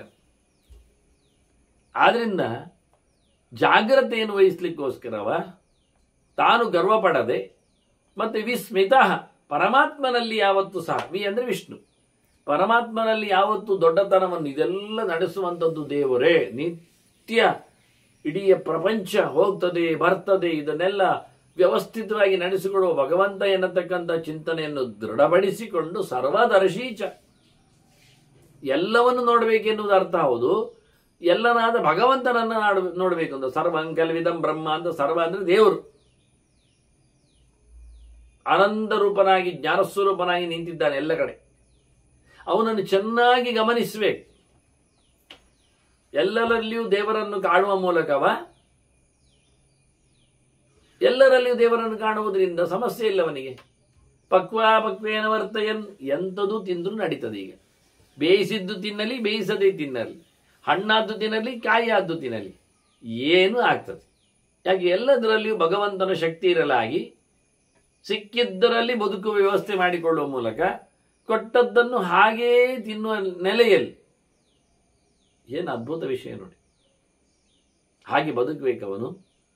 ಆತ್ಮಾರಾಮ ಪ್ರಶಾಂತಾತ್ಮ ಲಘ್ವಾಹಾರ ಜಿತೇಂದ್ರಿಯ. ಇಂದ್ರಿಯಗಳಿಗೆಲ್ಲ ಉಪವಾಸ ಹಾಕಬೇಕು. ಅದನ್ನು ಗೆಲ್ಲುವುದು ಹಾಗೆ. ಅದಕ್ಕೆ ಕಮ್ಮಿ ಫುಡ್ ಸಪ್ಲೈ ಮಾಡಬೇಕು. ಅದಕ್ಕೆ ಕೇಳಿದ್ದನ್ನು ಕೊಡಬಾರ್ದು, ಕೊಡ್ತಾನೆ ಹೋಗಬಾರ್ದು. ಇದೆಲ್ಲ ಅಂಶಗಳು ಗೆಲ್ಲಿಕ್ಕೆ ಹೇಳತಕ್ಕಂಥ, ವಶ ಮಾಡಲಿಕ್ಕೆ ಇರತಕ್ಕಂತಹ ಉಪಾಯಗಳು. ಕಮ್ಮಿ ತಿನ್ನಬೇಕು, ಜಾಸ್ತಿ ತಿನ್ನುವುದಲ್ಲ. ಹಾಗಾಗಿ ತ್ರಿಪಂಚ ಸಪ್ತ ಸದ್ಮಾನಿ ಗಚ್ಚೇತ್ ಅಂತ ಹೇಳಿದ್ದು 7 ಮನೆಗೆ ಹೋಗ್ಬೇಕು. 7 ಮನೆ ಹೋಗುದಲ್ಲ, ಒಂದೇ ಮನೆಯಲ್ಲಿ ಸಿಕ್ಕಿದ್ದು ಸಾಕಾದ್ರೆ ಅಲ್ಲೇ ಕೂತ್ಕೊಳ್ಬೇಕು. 2ನೇ ಮನೆ ಹೋಗುದು ಬೇಡ. ಒಂದರಲ್ಲಿ ಇಲ್ಲದಾಗ ಇನ್ನೊಂದಕ್ಕೆ ಹೋಗ್ಬೇಕು. ಅಲ್ಲ, ಪರವಾನಗಿಯಲ್ಲಿ 2 ಮುಖ. ಒಂದರಲ್ಲಿ ಸಿಕ್ಕಿದ್ದು ಕಮ್ಮಿ ಆದರೆ 2ರಲ್ಲಿ ಸಿಕ್ಕಿದ್ದನ್ನು ಕೂಡಿಸಿಕೋ ಅಂತ. 2ರಲ್ಲಿ ಸಿಕ್ಕಿದ್ದು ಕಮ್ಮಿ ಆದರೆ 3ರಲ್ಲಿ ಸಿಕ್ಕಿದ್ದು ಕೂಡಿಸಿಕೋ ಅಂತ.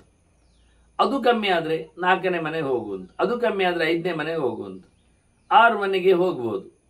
7 ಮನೆಗೆ ಕಮ್ಮಿ ಆದರೆ ಹೋಗ್ಬೋದು. ಮತ್ತೆ 8ನೇ ಮನೆಗೆ ಅದು ಹೋಗ್ಲಿಕ್ಕಿಲ್ಲ, ಕಮ್ಮಿ ಆಗಿದೆ. ಕಮ್ಮಿ ಆದರೂ ಹೋಗ್ಲಿಕ್ಕಿಲ್ಲ. ಈಗ ಮೊದಲು ಹೇಳಿದ್ದನ್ನು ಕೊಡ್ಲಿಲ್ಲ ಹೋದದ್ದಲ್ಲ. 1ನೇ ಮನೆಯಲ್ಲಿ ಕೊಡ್ಲಿಲ್ಲ, ಅದಕ್ಕೆ 2ನೇ ಮನೆ ಹೋದ. 5 ಮನೆಯಲ್ಲಿ ಕೊಡ್ಲಿಲ್ಲ, 6ನೇ ಮನೆ ಹೋದ. 7ನೇ ಮನೆಯಲ್ಲಿ ಕೊಡ್ಲಿಲ್ಲ, 8ನೇ ಮನೆಗೆ ಹೋದ. ಇಲ್ಲ, ಹೋಗ್ಲಿಕ್ಕಿಲ್ಲ. 7 ಮನೆ ಆಚೆಗೆ ಕೊಡದಿದ್ರೂ ಹೋಗ್ಲಿಕ್ಕಿಲ್ಲ, 7 ಮನೆ ಆಚೆಗೆ ಕೊಟ್ಟರು ಹೋಗ್ಲಿಕ್ಕಿಲ್ಲ. ಅದು ಕೊಟ್ಟರೆ ಯಾಕೆ ಹೋಗುದು ಕೇಳಿದ್ರೆ ಅದು ಕಮ್ಮಿ ಆಯ್ತು ಅಂತ ಅಲ್ಲ. ಅಷ್ಟು ತಿನ್ನುದವ ಅಲ್ಲರಿ. ಕೊಟ್ಟದ್ದು ಪ್ರತಿಯೊಬ್ಬರು ಒಂದೇ ಮುದ್ದೆ, ಒಂದೇ ಗ್ರಾಸ, ಒಂದೇ ತುತ್ತು.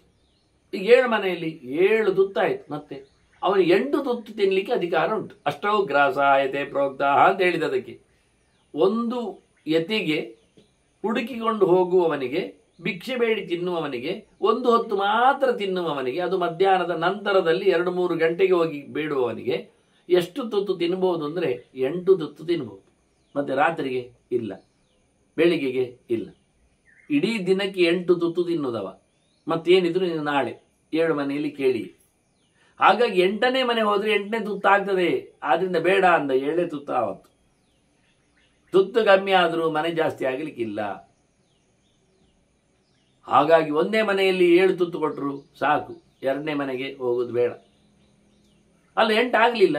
8 ಆಗದಿದ್ರು ಲಘ್ವಾಹಾರ ಹೇಳಿದ್ದಲ್ವ, ಕಮ್ಮಿ ಮಾಡು ಅಂತ ಹೇಳಿದ್ದಲ್ಲ. 8ರಲ್ಲಿ ಕಮ್ಮಿ ಮಾಡಲಿಕ್ಕೆ 8 ಕಮ್ಮಿ ಅಲ್ಲ. ನೋಡಿ ಎಷ್ಟು ವಿಷಯ ಉಂಟು.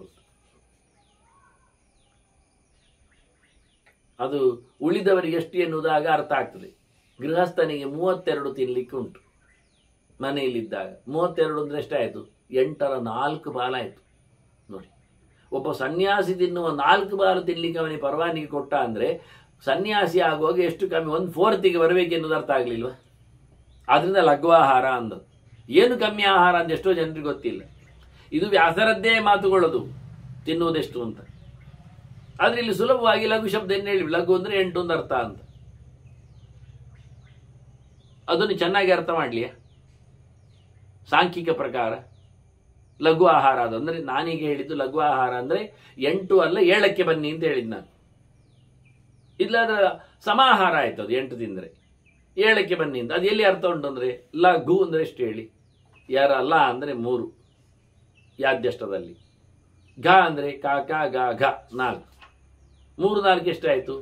7 ಆಯ್ತು ಅಷ್ಟೇ. ಲಘು ಆಹಾರ ಅಂದ್ರೆ 7 ತುತ್ತಿನಲ್ಲಿ 7ಕ್ಕಿಂತ ಕಮ್ಮಿ. 7 ಅಂತೂ ಕಮ್ಮಿ, 8ಕ್ಕಿಂತ ಕಮ್ಮಿ ಅಂತ. ಇದೆಲ್ಲ ಸೀಕ್ರೆಟ್ ರಹಸ್ಯ. ಅದಕ್ಕೆ ಹೇಳಿ ನಾನು, ಇಲ್ಲಿ ಶಬ್ದಗಳು ಸುಲಭದ್ದಲ್ಲ ಅಂತ. ಓದ್ಲಿಕ್ಕೆ ಹೋದ್ರೆ, ನೋಡ್ಲಿಕ್ಕೆ ಹೋದ್ರೆ ಬಹಳ ಅಪೂರ್ವವಾದಂತಹ. ಯಾಕೆಂದ್ರೆ ಇವತ್ತು ಯಾರಿಗೂ ಆ ತಾಣಮಾನ ಇಲ್ಲ. ಅಂದ್ರೆ ಒಬ್ಬ ಸನ್ಯಾಸಿಯಾಗಿದ್ದವ ನಮಗೆ ಊರಿನಲ್ಲಿ ಸಿಕ್ಕಿದರೆ ಅವನು ಹೇಗೆ ಎನ್ನುವುದು ಅರ್ಥ ಮಾಡಿಕೊಳ್ಳಿಕ್ಕೆ ಆಗ್ತಿತ್ತು ಪರಿವರಾಟ ಇದ್ರೆ. ಹೀಗೆ ಒಂದು ಮನೆಗೆ ಹೋಗಿ ಬೇಡುವವನಾಗಿದ್ದರೆ ಊಟ ಅದರಲ್ಲಿ ಮುಗಿಸುವವನಾಗಿದ್ದರೆ, ಎಂಥದ್ದು ಗೊತ್ತಿಲ್ಲದವರು ಎಂಥ ಪಾಠ ಮಾಡೋದು? ಈಗ ವೇದವ್ಯಾಸರ ಈ ಶ್ಲೋಕಗಳು, ಹಾರಿತರ ಈ ಸ್ಮೃತಿಗಳು, ಭೀಷ್ಮನ ಉಪದೇಶಗಳು ಧರ್ಮರಾಜನ ಕಿವಿಗೆ ಮಾತ್ರ ಆಗಿ ಹೋಗ್ತದೆ. ನಮಗೆ ಎಲ್ಲಿ ಶಾಂತಿ ಸಿಗ್ತದೆ? ಅಲ್ಲ, ಧರ್ಮರಾಜನು ಇಲ್ಲಿ ಮಾತು ಬಂದಾಗ ಮಾತಾಡ್ತಾನೆ, ಮುಂದೆ ನೋಡೋಣ ಅವನ ಮುಂದಿನ ಬೆಳವಣಿಗೆ, ಮಾತು, ಪ್ರಶ್ನೆ. ಆಗ ಈ ಸನ್ಯಾಸ ಧರ್ಮದ ಇನ್ಫ್ಲುಯೆನ್ಸ್ ಎಷ್ಟಾಗಿದೆ ಅರ್ಥ ಆಗ್ತದೆ. ಆತ್ಮಾರಾಮ ತನ್ನ ಪಾಡಿಗೆ ತಾನು ಗಮ್ಮತ್ನಲ್ಲಿ ಇರಬೇಕು. ಯಾರನ್ನು ಎಳೆದು ತರಲಿಕ್ಕಿಲ್ಲ, ಹಚ್ಚಿ ತರಲಿಕ್ಕಿಲ್ಲ, ಇಟ್ಟುಕೊಳ್ಳಿಕ್ಕಿಲ್ಲ, ಹೇಳಿಕೊಳ್ಳಿಕ್ಕಿಲ್ಲ. ಮನೆಯಲ್ಲಿ ಆದರೆ ಮಕ್ಕಳು, ಮೊಮ್ಮಕ್ಕಳು, ತಂದೆ ತಾಯಿ, ಹೆಂಡತಿ, ಬಂಧುಗಳೆಲ್ಲ ಇರ್ತಾರೆ. ಇಲ್ಲಿ ಆದ್ರೂ ಪ್ರಶ್ನೆ ಇಲ್ಲ. ತಾನೊಬ್ಬನೇ, ಆತ್ಮ ಅಂದ್ರೆ ಒಬ್ಬನೇ, ಆತ್ಮಾರಾಮ, ತನ್ನನ್ನೇ ತಾನು ಸಂತೋಷಪಡಿಸಿಕೊಳ್ಳಿಕ್ಕೆ, ಇಟ್ಟುಕೊಳ್ಳಿಕ್ಕೆ. ಇದು ಒಂದು ಅರ್ಥ. ಆತ್ಮ ಅಂದ್ರೆ ಪರಮಾತ್ಮನೇ, ಭಗವಂತನಲ್ಲೇ ಖುಷಿಯನ್ನು ಪಡೆಯುವವ, ದೇವರೊಟ್ಟಿಗಿರುವವ, ಇನ್ಯಾರನ್ನು ನಂಬದವ, ಯಾರನ್ನು ಹಚ್ಚಿಕೊಳ್ಳದವ, ನಂಬದವ ಅಂದ್ರೆ ಆತ್ಮಾರಾಮ ಪ್ರಶಾಂತಾತ್ಮ. ಅಲ್ಲಿಯೂ ಮತ್ತೆ ಹಾಗೆ ಅತ್ಯಂತ ನೆಮ್ಮದಿಯ ಬದುಕು, ಸುಂದರವಾದ ಮನಸ್ಸು. ಪ್ರ ಅಂದ್ರೆ ಪರ ಅಂತ ಅರ್ಥ, ಉತ್ತಮವಾದದ್ದು ಅಂತ ಅರ್ಥ. ಅಷ್ಟೇ ಅಲ್ಲ, ಪ್ರ ಅಂದ್ರೆ ಪರಮಾತ್ಮ ಅಂತ ಅರ್ಥ ಅಲ್ವಾ? ಅದರಿಂದ ದೇವರಲ್ಲಿ ನೆಲೆಗೊಂಡ ಮನಸ್ಸು ಉಳ್ಳವನು ಅಂತ ಅರ್ಥ. ಪ್ರಶಾಂತಾತ್ಮ. ಲಘ್ವಾಹಾರ ಜಿತೇಂದ್ರಿಯ. ಮತ್ತೆ ಅವನಲ್ಲಿರತಕ್ಕಂಥ ಕೆಲವು ಆವೇಗಗಳು, ಅದನ್ನೆಲ್ಲ ತಪ್ಪಿಸ್ಬೇಕು, ಕಮ್ಮಿ ಮಾಡಬೇಕು. ಉದ್ವೇಗಕ್ಕೊಳಗಾಗುವುದು ಎಲ್ಲ ಇಲ್ಲ, ಆವೇಗಗಳು ಇಲ್ಲ, ಬೈ ಫೋರ್ಸ್ ಭಾರಿ ಜೋರು ಅದಂತದಿಲ್ಲ. ಯಾವುದರೆಲ್ಲ ವಾಚೋ ವೇಗಂ, ಮನಸಃ ಕ್ರೋಧ ವೇಗಂ, ಹಿಂಸಾ ವೇಗಂ, ಉದರೋಪಸ್ಥ ವೇಗಂ. ಕೆಲವರದ್ದು ಮಾತು ಮುಂದೆ ಭಯಂಕರ ಮಾತಾಡುದು, ನಿಲ್ಲಿಸು ಮಾರಾಯ ಅಂತ ಮಾತಾಡಬೇಡ, ಯಾವುದಕ್ಕೂ ಪ್ರತಿಕ್ರಿಯಿಸಬೇಡ, ಬಾಯಿ ಮುಚ್ಚು. ವಾಚೋ ವೇಗಂ ಅಲ್ಲ, ಅದು ಬಾಯಲ್ಲಿ ಬಾಯಿ ಮುಚ್ಚಿದ್ದಾರೆ, ಮನಸ್ಸಿನಲ್ಲಿ ಹೀಗೆ ಬೈದುಕೊಂಡೇ ಇರ್ತಾರೆ, ಮನಸ್ಸು ಓಡಿ ಇರ್ತದೆ ಬೇಕಾದ. ಅದನ್ನು ಕಂಟ್ರೋಲ್ ಮಾಡೋಂದ್ರು. ಮನಸಃ ವೇಗಂ, ಎಲ್ಲೆಂದೆಲ್ಲಿಗೆ ಮನಸ್ಸು ಓಡಬಾರ್ದು, ಕುದುರೆ. ದೇವರಲ್ಲಿ ಮಾತ್ರ ವಿಷಯ ಇರಬೇಕು, ಯಾವುದು ನೆನಪಿಗೆ ಬರಬಾರ್ದು. ಮತ್ತೆ ನೋಡಿದರೆ ಕ್ರೋಧ ವೇಗಂ, ಸಿಟ್ಟು, ರಭಕ್ಕ ಸಿಟ್ಟು ಬರ್ತದೆ. ಆಚೆ ಹೋದ ತಕ್ಷಣ ಸಿಟ್ಟು ಬರ್ತದೆ, ಈಚೆ ನೋಡಿದ ತಕ್ಷಣ ಸಿಟ್ಟು ಬರ್ತದೆ. ಕಂಟ್ರೋಲ್ ಅಂತ. ಹಿಂಸಾ ವೇಗಂ, ಬೈದಾಯ್ತು, ಹೊಡೆದಾಯ್ತು, ದೂಡಿ ಆಯ್ತು, ಹಿಂಸೆ ಮಾಡಿ ಆಯ್ತು, ಮಾನಸಿಕವಾಗಿ ಇನ್ನೊಬ್ಬರನ್ನು ಘಾಸಿಗೊಳಿಸಿ ಆಗ್ತದೆ. ಅದೆಲ್ಲ ಬೇಡ. ಯಾರಿಗೆ ಹಿಂಸೆ ಮಾಡುವುದಿಲ್ಲ ಅಂತ ಮಾಡಿಕೊ. ಎಂಥದ್ದು ಮೈ ಮೇಲೆ ಹುಳ ಹರಿತಾ ಇದ್ರು ಮೆಲ್ಲಕ್ಕೆ ಎತ್ತಿಡು, ಒಮ್ಮೆಲೆ ಗಡಿಬಿಡಿ ಮಾಡಬೇಡ, ಅದಕ್ಕೆ ನೋವಾಗಲಿಕ್ಕಿಲ್ಲ. ಉದರೋಪಸ್ಥ ವೇಗ, ಮತ್ತೆ ಹಸಿವೆ ಸಾಯಿದು ಬೆಳಿಗ್ಗೆ ಎದ್ದ ತಕ್ಷಣ ತಿಂದಾಗ್ತಾನೆ, ರಾತ್ರಿ ಎಚ್ಚರ ಆದ ತಕ್ಷಣ ತಿನ್ನಲಿಕ್ಕೆ ನೋಡ್ತಾನೆ. ಹೊಟ್ಟೆಯ ಬಗ್ಗೆ ಉಂಟಲ್ಲ ಅವನಿಗೆ ಅತ್ಯಂತ ವಿಚಿತ್ರವಾದಂಥ ನಂಟು, ಅದನ್ನು ಕಮ್ಮಿ ಮಾಡಿ. ಹೊತ್ತಿನಲ್ಲಿ ತಿನ್ನು, ಹೊತ್ತಾದಾಗ ತಿನ್ನು, ಹಸಿವೆ ಆದಾಗ ತಿನ್ನು, ಅಷ್ಟೇ ತಿನ್ನು.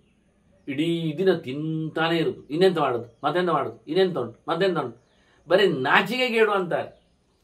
ಉದರ ವೇಗ, ಇನ್ನೊಂದು ಉಪಸ್ಥ ವೇಗ, ಸೆಕ್ಸ್, ಸಂಬಂಧ, ಅದನ್ನು ಸಿಕ್ಕಿದ್ದವು ಬೇಕು, ಯಾವುದೂ ಆಗ್ತದೆ ಕೊನೆಗೆ. ಇದೆಲ್ಲ ಗಲೀಜು ಅಂತ ನಾವು. ಹಾಗಾಗಿ ಇದೆಲ್ಲ ಸನ್ಯಾಸಿ ಹತ್ತಿರ ಬರುವುದಿಲ್ಲ. ಆದರೆ ಸನ್ಯಾಸಿ ಹತ್ತಿರ ಅವರು ಬಂದಾರು. ಕಾಲು ಮುಟ್ಟುವವರು ಇರ್ತಾರೆ, ಕಾಲಿಗಿಂತ ಮೇಲೆ ಮುಟ್ಲಿಕ್ಕೆ ಬರ್ತಾರೆ. ಈ ಒಂದು ಹಗ್ಗಂದು ಶುರುವಾಗಿದೆ, ಅದು ಮಾಡಿ ಯಾರು. ಮತ್ತೊಂದು ಶೇಕ್ ಹ್ಯಾಂಡ್ ಇದ್ದಾಗೆ, ಇನ್ನು ಕಿಸ್ ಫಾರ್ಮ್ ಅಂತ ಬರ್ತದೆ. ಇವೆಲ್ಲ ಯಾವುದು ಮಾಡಲಿಕ್ಕಿಲ್ಲ ಹೇಳಿಕೊಳ್ತಾರೆ. ಅದಕ್ಕೋಸ್ಕರ ಮೊದಲು ಇದಕ್ಕೆಲ್ಲ ಸಂಬಂಧಪಟ್ಟದ್ದು ಇದೆಲ್ಲ ವಿಷಯಗಳು. ಇದನ್ನೆಲ್ಲ ತಗ್ಗಿಸು. ಏತಾನ್ ವೇಗಾನ್ ವಿನಯೇ ದ್ವೈ ತಪಸ್ವಿ. ಇಂಥವನು ಇದನ್ನೆಲ್ಲ ಬಗ್ಗಿ ಬಡಿಬೇಕು, ತುಂಡಾಗಿ ಬಿಸಾಡಿರಬೇಕು. ಹಾಗಿದ್ರೆ ಮಾತ್ರ ಅಂಥವನು ಒಳ್ಳೆಯ ರೀತಿಯಾಗಿ ಬದುಕ್ತಾನೆ. ಎಷ್ಟು ಅಂದರೆ ಯಾರು ಬೈದ್ರೂ ಹಚ್ಚಿಕೊಳ್ಳಿಕ್ಕಿಲ್ಲ. ನಿಂದಾಚಾಸೆ ಹೃದಯ ನೋಪಹನ್ಯಾತ್. ಎಂತ ಮಾಡಿದ್ರೆ ಇವನಿಗೆ ಹೃದಯಕ್ಕೆ ಘಾಸಿ ಆಗಲಿಕ್ಕಿಲ್ಲ, ಇವನು ಮನಸ್ಸಿಗೆ ತಗೊಳ್ಳಿಕ್ಕಿಲ್ಲ. ಯಾರು ಎಂಥದ್ದು ಹೇಳಿದ್ರು ಎಂಥದ್ದು ಮಾಡದಂತೆ ಬದುಕಬೇಕು. ಆಗ ಈ ವೇಗಗಳು ತಗ್ತವೆ. ನಿಮಗೆ ಮನಸ್ಸಿಗೆ ಘಾಸಿ ಆದ ತಕ್ಷಣ, ಹೃದಯಕ್ಕೆ ನೋವು ಬಂದ ತಕ್ಷಣ, ಸಂಕಟ ಬಂದ ತಕ್ಷಣ ನೀವು ಮತ್ತೊಬ್ಬರಿಗೆ ಬೈಲಿಕ್ಕೆ ನೋಡ್ತೀರಿ, ಹೊಡಿಲಿಕ್ಕೆ ಬರ್ತೀರಿ, ಮನಸ್ಸಿನಲ್ಲಿ ಅವನು ಸತ್ತೇ ಹೋಗ್ಲಿ ಅಂತ ಶಾಪ ಹಾಕ್ಲಿಕ್ಕೆ ಇಷ್ಟಪಡ್ತೀರಿ, ಸಿಟ್ಟು ಓಡ್ತದೆ. ಹಾಗೇನು ಮಾಡಬೇಕು? ನಿಮಗೇನು ಘಾಸಿ ಆಗಲಿಲ್ಲ ಅಂತ ಮೊದಲು ಮಾಡಿಕೊಂಡ್ರೆ ಇದ್ಯಾವುದು ವೇಗದಲ್ಲಿ ಬರುವುದಿಲ್ಲ. ಹೀಗೆ ಒಂದು ಕ್ರಮ ಬಹಳ ಚಂದವಾಗಿ ಕೂಲ್ ಡೌನ್ ಹೇಳ್ತಾ ಬಹಳ ಚಂದವಾಗಿ ಅವನಿಗೆ ಅವನೇ ಹೇಳಿಕೊಳ್ಳಿಕ್ಕೆ, ಬಾಯಿ ಮುಚ್ಚು, ಮುಂದೋಗ್ಬೇಡ, ಸುಮ್ಮನಾಗು, ಆಚೆ ತಿರುಗು, ಮಲಗಿಬಿಡು. ಶಾಂತಂ ಪಾಪಂ ಎಲ್ಲ ಹೇಳಿಕೊಳ್ಳಿಕ್ಕೆ ಯಾರಿಗೆ? ಇನ್ನೊಬ್ಬರಿಗೆಲ್ಲ, ಅವನಿಗೆ ಹೇಳು, ಅವನನ್ನೇ ಕರೆದು ಹೇಳುವಂಥದ್ದು. Self control style. ಕಷ್ಟ ಆಗ್ತದೆ. ಮಧ್ಯೆಯಲ್ಲಿರು ಅಂದ್ರು. ಮಧ್ಯಸ್ಥ ಏವತಿಷ್ಠೇತ ಪ್ರಶಂಸಾ ನಿಂದೆಯೋ ಸಮಃ. ಬೈದ್ರು ಮಾತಾಡಬೇಡ, ಹೊಗಳಿದ್ರು ಮಾತಾಡಬೇಡ, ತಟಸ್ಥನ. ಆಯ್ತಾ? ಅದನ್ನು ಮಾಡಿ. ಮಧ್ಯಸ್ಥನಾಗಿ ಇರಲಿಕ್ಕೆ ನೀನು ಪ್ರಯತ್ನ ಪಡು. ಆಚೆಗೂ ಅಲ್ಲ ಈಚೆಗೂ ಅಲ್ಲ. ಸುಲಭ ಆಗ್ತದೆ, ಆಗ ಅನುಕೂಲ ಆಗ್ತದೆ. ಹೊಗಳಿದಾಗ ಬಾಯಿ ಮುಚ್ಚಿದರೆ ನಿಂದೆ ಆಗುವಾಗ ಬಾಯಿ ಮುಚ್ಚಲಿಕ್ಕೆ ಅನುಕೂಲ ಆಗ್ತದೆ. ಏತದ ಪವಿತ್ರಂ ಪರಮಂ ಪರಿವ್ರಾಜಕ ಆಶ್ರಯೇತ್. ಇದು ಅತ್ಯಂತ ಪರಮ ಪವಿತ್ರವಾದಂಥ ಸ್ಟೇಜ್. ಇದು ಯಾಕೆ ಅತ್ಯಂತ ಪರಮ ಪವಿತ್ರ ಅಂದರೆ, ಪವಿತ್ರ ಅಂದರೆ ಪರಮಾತ್ಮ ಅಂತ ಅರ್ಥ ಅಲ್ವಾ? ಪವಿವತ್ರಾಯತೆ ಅಂತ. ಪವಿತ್ರಾಣಾಂ ಪವಿತ್ರಂ ಯಹ ಮಂಗಲಾನಾಂಚ ಮಂಗಲಂ. ಇದು ಶುದ್ಧ, ಒಳ್ಳೆಯದು. ಹೊಗಳಿದಾಗ ನಾವು ಒಂದೊಮ್ಮೆ ಮೇಲಕ್ಕೆ ಹೋದರೆ ನಮ್ಮೊಂದಿಷ್ಟು ಪುಣ್ಯ ಹೋಗ್ತದೆ ಅಂತ ಅರ್ಥ. ಹಾಗೆ ತೆಗಳಿದಾಗ ಒಂದಿಷ್ಟು ನಾವು ಬೈಕೊಂಡ್ರೆ ನಮ್ಮದೊಂದಿಷ್ಟು ಪುಣ್ಯ ಹೋಗ್ತದೆ ಅಂತ ಅರ್ಥ. ಹಾಗಾಗಿ ಯಾರಾದರೂ ಬೈದರೆ ಸುಮ್ಮನಿದ್ರೆ ನಮ್ದಷ್ಟು ಪಾಪ ಹೋಯಿತು ಅಂತ ಅರ್ಥ. ಯಾರಾದರೂ ಹೊಗಳಿದ್ರೆ ನಾವು ಖುಷಿಪಟ್ಟರೆ ನಮ್ಮದು ಪುಣ್ಯ ಹೋಗ್ತದೆ, ಸುಮ್ಮನಿದ್ರೆ ಉಳಿತದೆ. ಹಾಗಾಗಿ ನಾವು ಪವಿತ್ರಾತ್ಮರಾಗಲಿಕ್ಕೆ, ಶುದ್ಧನೆನಿಸಿಕೊಳ್ಳಲಿಕ್ಕೆ, ಉತ್ತಮನಾಗಲಿಕ್ಕೋಸ್ಕರ ಇಂಥ ಪರಿವರಾಡ ಧರ್ಮದಲ್ಲಿ ಇದು ಬೇಕೇ ಬೇಕು. ಮಹಾತ್ಮ ಸರ್ವತೋದಾಂತಹ ಸರ್ವತ್ರೈವ ಸರ್ವತ್ರೈವ ಅನಪ ಆಶ್ರಿತ. ಸರ್ವತ್ರೈವ ಅನಪಾಶ್ರಿತ. ಇದು ಹೇಳಲಿಕ್ಕೆ ಸುಮಾರು ಉಂಟಿಲ್ಲಿ. ಮಹಾತ್ಮ ಅಂದ.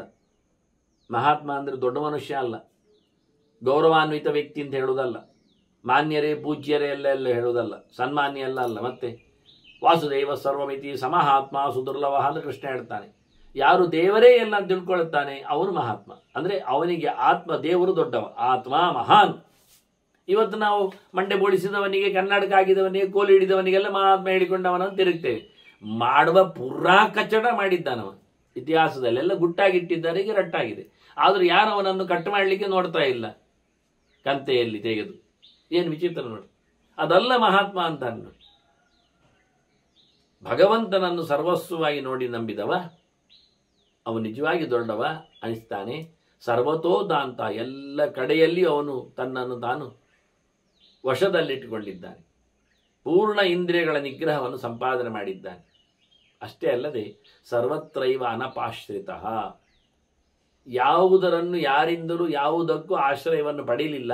ಎಲ್ಲವನ್ನು ದೂರವಿಟ್ಟಿದ್ದಾನೆ. ಎಲ್ಲರೂ ಅವನನ್ನು ಕಡೆ ಮಾಡುವಾಗಿ ಮಾಡಿಕೊಂಡಿದ್ದಾನವ. ಇನ್ನೊಂದು ಅರ್ಥ ಸರ್ವತ್ರೈವ ಅನ್ನಪ ಆಶ್ರಿತ. ಅನ್ನ ಅಂದರೆ ಪ್ರಾಣ, ಅನ್ನಪ್ಪ ಅಂದರೆ ಪ್ರಾಣನ ಪತಿಯಾಗಿರತಕ್ಕ ದೇವರು. ಅನಪ ಅಂದರೆ ದೇವರು. ಬಹಳ ಚಂದವಾದ ಹೆಸರು ದೇವರಿಗೆ ಅನಪ. ಅನ್ನಪ್ಪ ಅಡಿವತ್ತೆಲ್ಲ ಇಲ್ಲ, ಅಣ್ಣಪ್ಪ ಎಲ್ಲ ಅಲ್ಲ. ಮತ್ತೆ ನೀವು ಎಲ್ಲೆಲ್ಲ ಅಡಿವತ್ತು ಕೊಟ್ಟರು ಅದು ನಮ್ಮಲ್ಲಿ ಉಂಟು, ಅದು ನಮಗೆ ಗೊತ್ತಿತ್ತು. ಅದೆಲ್ಲ ಹೇಳಬೇಡಿ, ಸುಳ್ಳೆ ಬೊಗಳೇ ಬಿಡುದು. ಅದಲ್ಲ, ಅನಪ ಅಷ್ಟೇ. ಅನ ಅಂದರೆ ಪ್ರಾಣ, ಅವನಪ ಅಂದರೆ ಪತಿ, ಅವನ ರಕ್ಷಣೆ ಮಾಡುವವ ಅನಪ. ಒಂದೊಮ್ಮೆ ಸ್ತ್ರೀಲಿಂಗ ಆದರೆ ಅನಪ ಅಂದರೆ ಲಕ್ಷ್ಮಿ, ಪ್ರಾಣನನ್ನು ಪಾಲನೆ ಮಾಡುವವಳು. ಹಾಗಾಗಿ ಅನ್ನಪ್ಪ ಅನಪ ಇಬ್ಬರಿದ್ದಾರೆ. ಇಬ್ಬರಲ್ಲ ಆಶ್ರಯದಲ್ಲಿ ಒಳಗಾಗಿದ್ದಾನೆ ಎಂದು ಅರ್ಥ. ಅನಪಾಶ್ರಿತ, ಪ್ರಾಣಪತಿಯಾದ ಭಗವಂತನನ್ನು, ಪ್ರಾಣನನ್ನು ನೋಡಿಕೊಳ್ಳುವ ಮಹಾಲಕ್ಷ್ಮಿಯನ್ನು ಆಶ್ರಯಿಸಿದವ. ಇವರಿಬ್ಬರನ್ನು ನಿರಂತರವಾಗಿ ಮತ್ತೆ ಅನಪಾಶ್ರಿತ, ಪ್ರಾಣನ ಪಾಲನೆಯಲ್ಲಿ ನೆಲೆಗೊಂಡವ, ಪ್ರಾಣನನ್ನೇ ಪ್ರೀತಿಸುವವ. ಈ ಪ್ರಾಣಪತಿಯರ ಆನಂತರ ಪ್ರಾಣಮ್ಮನ ವಿಶೇಷವಾದಂತಹ ಆಶ್ರಯಕ್ಕೆ ಒಳಗಾಗಿ ತನ್ನನ್ನು ಮಾಡಿಕೊಂಡವ ಅದ್ಭುತನಿದ್ದಾನೆ. ಇನ್ನು ಚೆನ್ನ ಅಂದರೆ ಅನ್ನ ಅಂದರೆ ಇಂದ್ರಿಯಗಳು, ಪ್ರಾಣಗಳು. ನಮ್ಮ ಇಂದ್ರಿಯಗಳಿಗೆ ಪಕಾರ ಯಾರು, ಪತಿಗಳು ಯಾರು ಅಂದರೆ ಇಂದ್ರಿಯ ಪತಿಗಳು. 10 ಇಂದ್ರಿಯಗಳಿಗೆ 10 ಜನರು ಇದ್ದಾರೆ. ಎಲ್ಲರೂ ಸಹ ಕಣ್ಣು ಕೈ ಕಾಲು ಗಿವಳಿಗೆಲ್ಲ ಬಂದವರೆಲ್ಲ, ಜ್ಞಾನೇಂದ್ರಿಯ ಕರ್ಮೇಂದ್ರಿಯಗಳಿಗೆ ಬಂದವರೆಲ್ಲ, ಅವರೆಲ್ಲರೂ ಸಹ ಅಗ್ನೇಯಾದಿಗಳು. ನಾವು ಕಳೆದ ಬಾರಿ ನೋಡಿದ್ದೇವೆ, ಅದು ಬೇಕಾದಷ್ಟು ಹೇಳಿ ಆಗಿದೆ. ಅದು ಇವರೆಲ್ಲ ಇದ್ದಾರೆ ಅಂತ. ವನ್ನಿ ಇಂದ್ರ ಉಪೇಂದ್ರ ಮಿತ್ರಕಾಹ ಅಂತ ಹೇಳಿಕೊಂಡು ಇವರೆಲ್ಲ ಬರ್ತಾರೆ. ಪ್ರಚೀತೋಷ್ವಿ ವನ್ನಿ ಉಪೇಂದ್ರ ಮಿತ್ರಕಾಹ ಅಂತೇಳಿ ಇಷ್ಟು ಜನ ಇಂದ್ರಿಯಾಭಿಮಾನಿಗಳೆಲ್ಲರೂ ಸಹ ಅನಪರು, ನಮ್ಮ ಇಂದ್ರಿಯಗಳ ರಕ್ಷಣೆ ಮಾಡುವರು. ಅವರ ಆಶ್ರಯದಲ್ಲಿದ್ದವನು, ತತ್ವಾಭಿಮಾನಿಗಳ ಆಶ್ರಯದಲ್ಲಿ ಬರುವವನು. ಅನ ಅಂದರೆ ಚೇಷ್ಟೆ, ಅದು ಜೋರು ಚೇಷ್ಟೆ ಮಾಡುವುದು ಮನ, ಅದು ಅನ.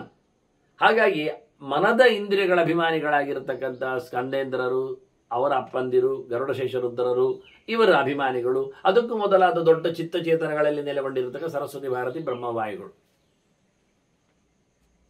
ಇವರೆಲ್ಲರನ್ನು ವಿಶೇಷವಾಗಿ ಆಶ್ರಯದಲ್ಲಿ ಇಟ್ಟುಕೊಂಡವನು ನಿಜವಾಗಿ ಪರಿವ್ರಾಟ್. ಅವನಿಗೆ ಪರಿತಃ ವ್ರಜತಿ, ಅವ ಈಗ ಸುತ್ತುವರ್ತಾನೆ. ಎಲ್ಲಿಗೆ ಸುತ್ತುವರ್ತಾನೆ? ಎಲ್ಲ ದೇವತೆಗಳು ನೆಲೆಗೊಂಡ ತಾಣದಲ್ಲಿ ತನ್ನ ದೇಹವನ್ನು ದುಡಿಸಿಕೊಳ್ಳುತ್ತಾನೆ.